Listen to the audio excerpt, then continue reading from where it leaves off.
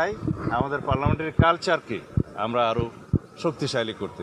এই parliamentary culture এমন হবে না যেগুলো দেখে মানুষ আমাদেরকে ভৎসনা করবে।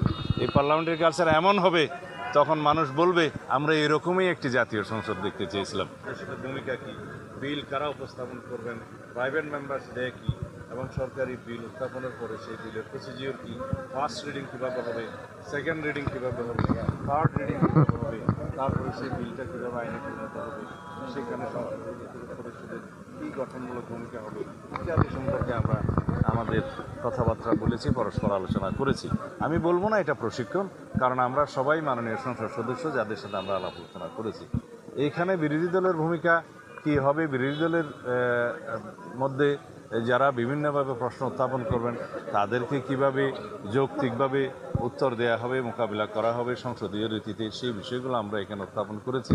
এবং লিডার অফ দ্য হাউসের ভূমিকা কী, উপনেতার ভূমিকা কী, বিরোধী দলের নেতার ভূমিকা কী, হুইপদের ভূমিকা কী, এ সম্পর্কে আমরা আলোচনা করেছি।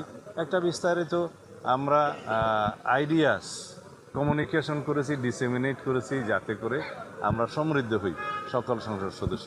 এইভাবে আমরা চাই আমাদের পার্লামেন্টারি কালচারকে আমরা আরও শক্তিশালী করতে। এই পার্লামেন্টারি কালচার এমন হবে না যেগুলো দেখে মানুষ আমাদেরকে ভৎসনা করবে। এই পার্লামেন্টারি কালচার এমন হবে তখন মানুষ বলবে আমরা এরকমই একটি জাতীয় সংসদ দেখতে চেয়েছিলাম।